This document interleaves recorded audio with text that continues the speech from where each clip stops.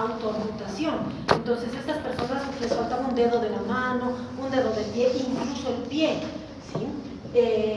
Y eso ha hecho que se sientan reprimidos, sean relegados socialmente, afectaba a grupos familiares cercanos, entonces varias personas de la misma familia. Se creía que era de transmisión hereditaria, pero en realidad no es, ¿ya? El año 1873, según Jarrett y según varios artículos, pero también hay algunos artículos que mencionan como 1874 al autor Gerard Hansen como la persona que ha descrito la causa de esta enfermedad, y desde ese entonces se ha llamado o se ha conocido como enfermedad de Hansen, ¿ya? Bueno, si ustedes se fijan, casi 100 años después, pues se ha empezado a establecer un tratamiento multi-asociado para esta bacteria, gracias a experimentación, ¿no?, que ha hecho la OMS. Entonces, con múltiples fármacos. Es una enfermedad de las personas, o sea, del hombre, pero también se ha descubierto que existía en ciertos animales. En las patitas del armadillo, que se llama Racicus nubenticus, en 1975 se ha encontrado la bacteria, se ha encontrado lepra, pero también se han hecho experimentos en patitas de ratones para poder determinar la causa, y se ha inoculado en el mono rhesus y ha desarrollado lepra, ¿ya? Entonces, si bien es propia del hombre, naturalmente le puede dar a este armadillo. Ahí la persona que ha descrito la bacteria, como su género dice Mycobacterium, ¿no? Es una micobacteria. Entonces, se tiñe con la tinción Cial-Nielsen, muy bien. ¿Dónde se ven bacilos ácido alcohol resistentes? ¿No? Como pequeños palitos, son bacilos bastante delgados, pueden medir de 0,3 a 0,5 de ancho, imagínense, y de 0,4 hasta 7 de largo, ¿ya?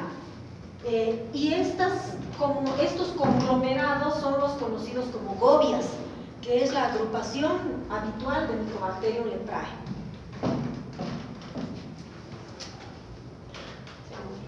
Ya. ¿Qué les puedo decir? Importante. Es una enfermedad que no ha sido erradicada, a pesar de que la conocemos desde hace muchos años antes de Cristo. Como han visto, a la fecha seguimos teniendo muchísimos casos de lepra, ¿sí? Estudios grandes, ha habido uno en 2009, la OMS ha indicado que son 121 países que todavía tienen lepra. Si vamos, son América, Asia y África. El primer lugar en número de casos lo tiene la India y el segundo lugar Brasil, imagínense, ¿ya? Y estos son datos del 2014, entonces del 2009 al 2014 ha habido una variación, pero todavía seguimos teniendo lepra en grandes cantidades. A la fecha se mencionan más de 100 países, ¿sí? En 2009 eran 121 países, ahora son más de 100 países. Los pacientes afectados, 213,000 casos nuevos por año, incluyendo todos los países, ¿no?, a nivel mundial. ¿Y qué otra cosa importante? Bueno, este es el número de niños con lepra, casos nuevos con lepra. Hay un texto, un libro entero, que es la Estrategia Mundial contra la Lepra, que han hecho para el 2016 y 2020, más que todo para educar a la población y ver que de alguna forma se pueda disminuir la transmisión. En esta fotografía se ve mucho mejor a los bacilos ácido alcohol resistentes, que se ven de esta forma con la tinción de Cial-Nielsen, o también se puede utilizar la tinción de Kim-Jung, ¿no? Cualquier tinción que nos ayude a ver bacilos ácido alcohol resistentes. Es una bacteria que no se mueve, no tiene flagelos, es aerobia, no tiene esporas, es intracelular obligado. A diferencia de Mycobacterium tuberculosis, esta bacteria tiene la capacidad de sobrevivir dentro de la célula gracias a la estructura tan compleja que tiene la pared bacteriana. Tarda muchísimo en tener su división celular, ¿sí? 12 a 14 días en promedio, y esto se ha visto en estudios experimentales en las patitas de los ratones. De 12 a 14 días se puede dividir Mycobacterium leprae, ¿ya? Y desarrolla a una temperatura de 27 a 30 grados, es decir, que le gustan las temperaturas bajas. Por eso es que se explica que causa enfermedad o causa lesiones en lugares fríos del cuerpo. Por ejemplo, fosas nasales, vía aérea superior, le gusta la piel, ¿ya? Eso es por la temperatura baja que necesita para desarrollar. A grandes rasgos, aquí les puedo mostrar que existe una capa interna que está constituida más que todo por membrana una capa intermedia que ahorita la vamos a desarrollar mejor y una capa externa, donde lo más importante es el PGL1. ¿Se acuerdan que tanto les he molestado con los lipopolisacáridos de los gram negativos, que son la parte más dañina, más virulenta, el mayor factor de patogenicidad? El Mycobacterium leprae es el PGL1, que no tienen las otras micobacterias, solo la tiene Mycobacterium leprae. Y este es el glicolípido fenólico 1. Ahorita lo vemos, bueno, bastante complejo. En la membrana, o bueno, en la capa interna se encuentra la membrana plasmática. En la membrana plasmática es muy tupida, más de lo habitual, y hace que sea más sólida la pared bacteriana. La pared bacteriana también está compuesta por una delgada capa de peptidoglicano. Ese peptidoglicano más la compleja y agrupada pared o membrana celular le dan la estabilidad y la forma al Mycobacterium leprae. ¿Ya? Nos vamos yendo un poquito más arriba. Algunos de los segmentos de N-acetilmurámico, ¿sí?, del peptidoglicano, están anclados al ácido arabinolactámico, ¿sí? Un poquito más arriba tenemos al arabinomanano, que se ancla con los ácidos micólicos, es el lipoarabinomanano. Estos recorren un poquito la pared micobacteriana de Mycobacterium tuberculosis, en eso sí se parece muchísimo, ¿sí? La unión de ácidos micólicos, el arabinolactano y el arabinomanano que se van uniendo. Esta sería la capa intermedia, que también es una capa que se llama transparente, capa intermedio transparente. Es una zona electrotransparente, porque en realidad la complejidad no lo dan los ácidos grasos, sino el peptidoglicano y la membrana celular. Más hacia afuera, la capa externa, también conocida como cápsula, tiene una estructura que es el principal factor de virulencia, que es el PGL1, ¿sí?, que es el glicolípido fenólico 1, que lo tenemos acá, que como les dije es propio de Mycobacterium leprae. ¿Ya? ¿Qué podemos decir? Bueno, es una enfermedad crónica infecciosa, sí, crónica, muy crónica. El periodo de incubación es de 3 a 5 años y algunas personas dicen que puede ser hasta 10 años después de haber tomado contacto con el bacilo, que se manifiestan algunas formas cutáneas, ¿ya? Entonces es bastante crónica, ataca a los nervios periféricos. Por eso es que las personas pierden parte de sus extremidades, ¿ya? Porque ataca los nervios, como vamos a ver enseguida. Ahora, ¿cómo se contagia? ¿Cómo se contagia? Hay muchos artículos que van todavía teniendo conflictos en decir cómo se contagia. Hay personas con lepra que vivían o dormían una al lado de la otra y sí han adquirido lepra después de 10 años, pero no ha sido contacto piel-piel, ¿sí? Ha sido transmisión aérea. La transmisión es por gotas. Hay bastantes bacilos, o sea, la zona más bacilífera es la vía aérea superior, a partir de las fosas nasales. Y la mejor forma de transmisión es la tos, el estornudo. ¿Por qué? Porque así nosotros arrojamos a las bacterias, incluso al limpiarnos la nariz, ¿no? Arrojamos las bacterias hacia las personas que están cerca y esa es la forma de entrada al organismo, ¿ya? Entonces, transmisión, contacto, ¿sí? ¿Qué más? Tos, estornudo, vía aérea, eso es muy importante. Los síntomas los vamos a ver mucho mejor después. Entonces, fíjense, aquí dice 9 meses a 10 años. Eso es lo que dicen algunas publicaciones. El periodo promedio es de 3 a 5 años de incubación de la lepra, transmisión por vía aérea. Ahora, ¿qué es lo que sucede con Mycobacterium leprae? ¿Cómo llega a la piel si ingresa por vía aérea? Tiene 2 células blanco, ¿sí? Una de las células blancos son los macrófagos. Y Mycobacterium leprae tiene la capacidad, gracias a la estructura de su pared bacteriana, de sobrevivir dentro de la célula. Entonces, el macrófago va, lo fagocita, pero el Mycobacterium leprae sobrevive dentro de la célula y lo utiliza el macrófago de vehículo. Dentro del macrófago se multiplica en grandes números hasta que lo revienta, o sea, hasta que lo mata, ¿sí? Lo mata por la cantidad de bacilos en realidad que hay en su interior. Mientras no sea grande la cantidad, lo sigue transportando el macrófago hasta llegar a su siguiente órgano blanco. Su siguiente órgano blanco es la célula de Schwann, ¿ya? Entonces, aquí tenemos la célula de Schwann, que está muy cerca o parte del sistema nervioso periférico, ¿no es cierto? ¿Qué es lo que hace Mycobacterium leprae? Circula a través de los macrófagos, llega a los vasos linfáticos, los vasos linfáticos que están cerca de los nervios periféricos, y de ahí pasa de un lado al otro, o sea, de una célula a otra, y se va justo a la célula de Schwann, ¿sí? De esta forma. ¿Qué más? Esta invasión que tiene en la célula de Schwann lo hace gracias al PGL1, ¿ya? Entonces el PGL1, aparte de ser un factor de virulencia importante, factor de patogenicidad, es el mecanismo de invasión que tiene Mycobacterium leprae en los axones de la célula de Schwann. ¿Qué más? Aquí quería mostrarles. Bueno, el sistema inmunológico colabora en que las lesiones sean más o menos agresivas, ¿sí? Hay diferentes tipos de lepra, como vamos a ver, pero en algún tipo predominan los TGLPR1, en otro predominan los TGLPR2, y hay un tipo de lepra en el que no hay respuesta inmune celular. Entonces, esa agresividad, falta o exceso de agresividad, lo pueden lograr las micobacterias dependiendo del estado inmunológico de la persona, ¿ya? Esto vamos a verlo después. Hay diferentes clasificaciones de la lepra. Esta es la mejor clasificación, ¿sí? La OMS solamente lo clasifica en dos: la lepra paucibacilar, pauci es poco, ¿sí? La lepra paucibacilar y la lepra multibacilar. La paucibacilar, que tiene pocas lesiones en la piel, y la multibacilar, que tiene muchas lesiones y además tiene muchos bacilos en las lesiones.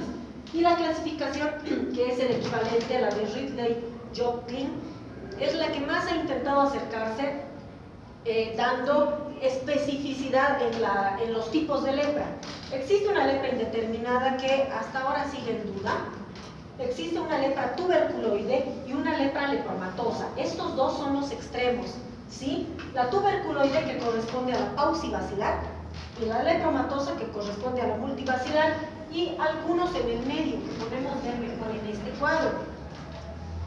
Entonces, según la OMS, la paucibacilar, pocos bacilos, donde está la lepra tuberculoide y la tuberculoide borderline, ¿sí? Y la multibacilar, múltiples lesiones, múltiples bacilos, donde está la lepromatosa y la lepromatosa borderline.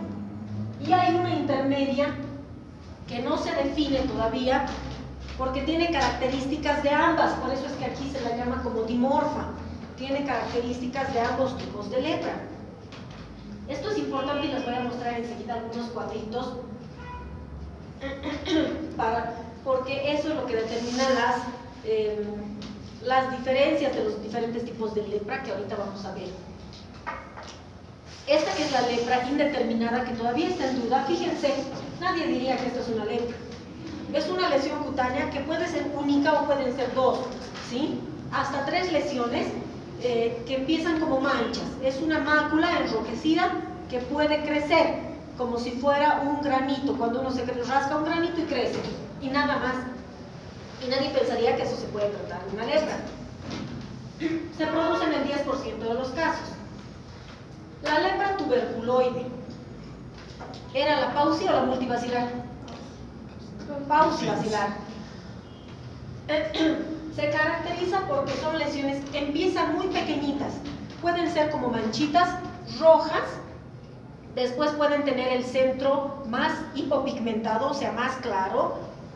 Cuando uno le pincha con algo, son zonas anestésicas, es decir, que han perdido sensibilidad, porque estamos hablando de afectación de nervios, ¿sí? Si nosotros tomamos una muestra, hay poquitos bacilos, por eso es paucibacilar. Otra característica, existen pocas lesiones en estas personas. Por ejemplo, aquí podemos ver que tiene una lesión. Otra persona puede tener 3 lesiones, ¿sí? Entonces, pocos bacilos y pocas lesiones. Cuando hay una afectación de los nervios más prolongada, entonces los nervios se pueden engrosar, ¿sí? Primero vemos una mancha, una mácula como la que hemos visto. Los bordes se van deformando, se van engrosando. ¿sí? Y los nervios periféricos es como si estuvieran inflamados, van creciendo, se van haciendo gruesos. Pero bueno, esto es poco en la lepra tuberculoide, ¿ya? Este es un paciente con lepra lepromatosa, ¿sí? Entonces, si ustedes se fijan, puede empezar así, solamente con manchas que después se van haciendo como granulomas, ¿sí? Manchitas en grandes cantidades. La lepra lepromatosa es simétrica, o sea, se produce en el lado derecho y en el lado izquierdo. La tuberculoide generalmente es en uno de los dos lados, ¿ya? Entonces vamos a ver que hay lesiones de todo tipo, se van engrosando de esta forma, inician de esta forma, ¿sí? Pueden ser grandes, pueden ser pequeñas. Otro ejemplo de lepromatosa, simétrico, ¿no? Ambos lados, el centro es más claro, los bordes son más engrosados. Depende del estado inmunológico de la persona para que haya mayor afectación de los nervios y se vayan cayendo extremidades o se vayan irritando los nervios. Cuando los nervios se irritan y hay un engrosamiento como lo que hemos visto en esa mano, y lo mismo sucede en la cara, da el aspecto de que la persona fuera un león, y a eso se le llama facies leonina, ¿sí? Que se presenta en la lepra lepromatosa. Ahí fíjense, engrosamiento de los nervios periféricos, y le gusta vía aérea superior, le gusta estar en la cara. Entonces, esa es una lepra lepromatosa bastante avanzada en una persona con un estado inmunológico deprimido, ¿ya? Estas son las lesiones, o sea, se pueden volver nódulos, efectivamente nódulos, así como habíamos visto en los papiros egipcios, ¿no ven? Y como son simétricos, pues pueden estar en todo el cuerpo. Este es el resumen de todas las diferencias que existen entre las lepras, lepromatosa y tuberculoide. Entonces, como les decía, ¿qué cosas son importantes? La tuberculoide, la indeterminada la vamos a dejar a un lado porque pueden ser máculas, que son manchas en la piel, una, dos o tres máximo. Todo es variable e indefinido. Entonces no existe algo que nos defina, esta es una lepra indeterminada o es una lepra intermedia, ¿ya? Nos vamos a la tuberculoide, un extremo, placas, ¿sí? Que pueden haber placas de infiltrados, pocas, menos de 5, que pueden ser pequeñitas o muy grandes, ¿sí? Pero son pocas las lesiones, son asimétricas, o sea que están solamente en un lado del cuerpo, bordes bien delimitados y no hay sensibilidad. Entonces uno pincha y no hay, ¿cómo se llama? Alopecia, hay alopecia. Entonces, por ejemplo, si fuera una zona del cuero cabelludo, en ese centro no hay pelo, ¿sí? Es un centrito que está con bordes rojos, donde no hay cabello, o sea, hay calvicie, pero bien localizada. Uno le pincha con una agujita y el paciente no siente nada, ¿sí? Es una característica de la lepra tuberculoide. Entonces, sensibilidad ausente y bacilos. Si nosotros tomamos muestra de este tipo de lesiones, no vamos a encontrar bacilos. Es una lepra paucibacilar, ¿ya? Pocas lesiones, pocos bacilos. En este otro extremo nos encontramos con todo tipo de lesiones, desde las más básicas, planas, las máculas, se van haciendo granitos, pápulas, se van engrosando nódulos y, bueno, con infiltración en todo lado, numerosas lesiones simétricas, no hay, no respeta al lado derecho al lado izquierdo, ¿sí? O sea, es simétrico. ¿Qué más? Son difíciles de definir porque, como ustedes han visto, una lepra lepromatosa no siempre es una facies leonina, un paciente totalmente comprometido. Pueden ser solamente ciertas regiones del cuerpo, como piernas y brazos, o solamente la parte de la espalda, ¿ya? Entonces son difíciles de definir específicamente. No significa que todo el cuerpo tenga que estar afectado para ser lepromatosa. La sensibilidad no está afectada, ¿sí? En este tipo de lepra, la sensibilidad está presente. Entonces, ese tipo de lesiones pueden ser dolorosas, tienen sensibilidad presente, ¿sí? Y muchos bacilos. Si nosotros tomamos de uno de los nódulos muestra, pues vamos a encontrar muchos bacilos. Ahora, ¿cuáles son nuestros intermedios? Los importantes son los borderline. Entonces, el borderline lepromatoso, ¿sí? Tiene tendencia a la simetría. Entonces, vemos, no vamos a ver 5 lesiones, ¿sí? Y aquí tampoco, o sea, vamos a ver aquí más de 5, pero no en todo el cuerpo, y aquí vamos a ver muchas, pero no una diseminación general, ¿sí? Tendencia a la asimetría y aquí más tendencia a la asimetría. Los borderline son los que no entran dentro de la definición de un paciente con lepra lepromatosa ni tuberculoide. Así se van a acordar mejor, ¿sí? Si les estoy diciendo máximo 5 lesiones, no hay bacilos, es asimétrico, ¿sí? No cumple la definición, se pasó, ya no son 5 bacilos o 5 lesiones, son 10 lesiones, está acercándose un poquito a la línea media, tal vez hay una lesión en el otro lado del cuerpo. Esa es una borderline tuberculoide, ¿sí? Una lepromatosa que no cumple los criterios de ser lepromatosa, o sea, no está generalizando. Hay disminución de la sensibilidad, fíjense, o sea que siente, pero siente menos en el lugar de la lesión que en otro lugar del cuerpo, pero tiene muchas lesiones que no llegan a ser asimétricas, o sea, están en ambos lados del cuerpo. Esa es una lepromatosa borderline, ¿ya?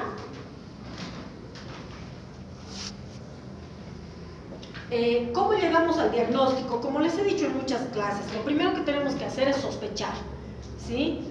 Uno ve mucho de estas lesiones, especialmente en Alto Beni, ¿sí?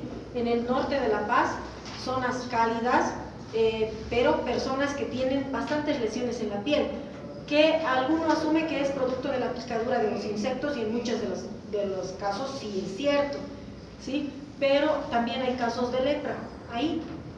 Entonces lo primero es sospechar, lo segundo es la exploración clínica, ¿sí? Ver si hay antecedentes, si ha habido contacto con alguna persona que tenga mismas lesiones, luego al hacer la exploración de cada una de las lesiones para ver simetría, asimetría, sensibilidad o no. Después, no desarrollen medios de cultivo artificiales. Por eso es que para hacer el análisis de este tipo de lepra y cómo se manifiesta el bacilo, pues se ha tenido que utilizar las patitas de los ratones, ¿ya? Entonces, ¿qué tenemos que hacer?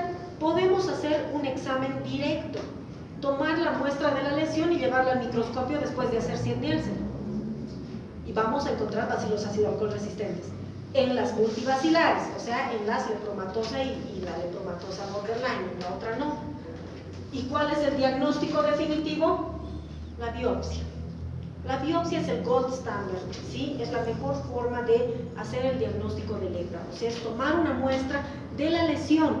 Si no hay lesiones, se podría hacer una pesquisa, si es que quisieran hacer, si les fascinara el tema y quisieran hacerlo, pueden irse a tomar muestras de todas las narices de los pacientes de una región, ¿sí? Y como vive en vía aérea superior, en fosas nasales, van a encontrar bacilos ácido alcohol resistentes, ¿ya?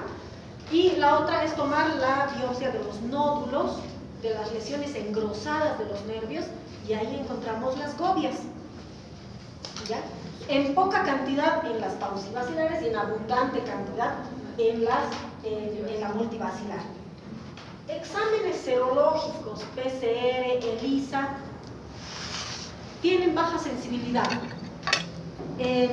Se ha hecho pruebas, ahora que ya se sabe la importancia del PGL1, hay PCR específicamente para buscar el PGL1 de Mycobacterium leprae, y se puede, ¿sí? Pero así de específica tendría que ser la búsqueda para que nos dé resultado. El hacer una ELISA no es suficiente. Este es un resultado de una biopsia, ¿sí? Entonces, ¿qué es lo que podemos ver al fondo? Podemos ver macrófagos, podemos ver linfocitos, y bueno, vemos las gobias, ¿no? Esta es una lesión multibacilar. En el diagnóstico por biopsia se puede hacer una disquisición de este tipo, ¿no? Dependiendo si tenemos o no tenemos lesiones de la piel. Por ejemplo, biopsia de la piel no disponible.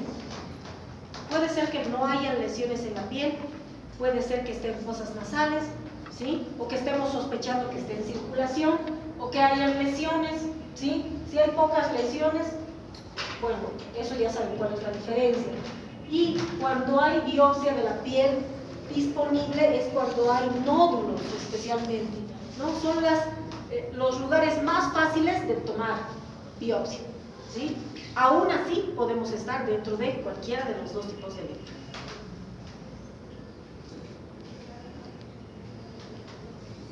tiene tratamiento, es una enfermedad que tiene tratamiento. Ustedes dirán, entonces, si tiene tratamiento, ¿por qué no se la puede erradicar? Se ha hecho tratamiento, hace muchos años se ha iniciado primero tratamiento con Dapsona, ¿sí?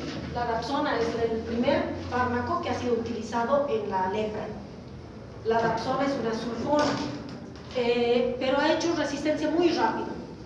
Luego se ha asociado a la rifampicina, que ustedes saben que es parte del tratamiento de Mycobacterium tuberculosis, ¿sí? Que actúa a nivel del ácido nucleico.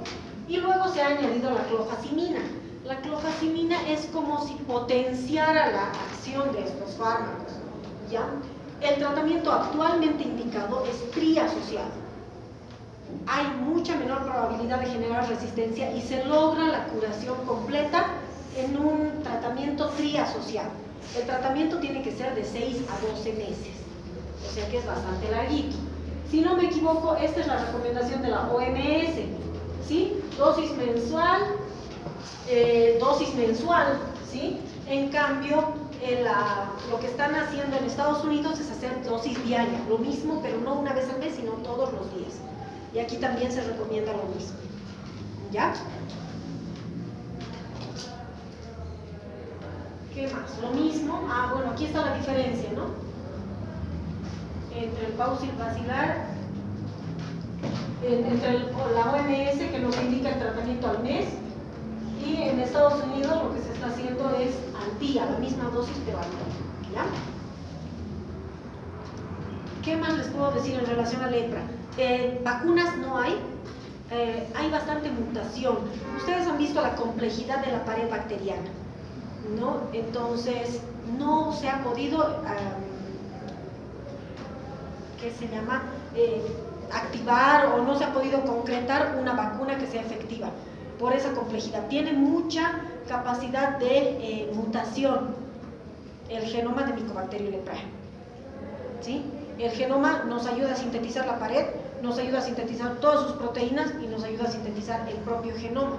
Entonces ahí tienen muchas alteraciones, muchas mutaciones dentro de la misma pared, ¿ya? Y es por eso que no tenemos y no hay posibilidad, no sé si se estará estudiando la vacuna.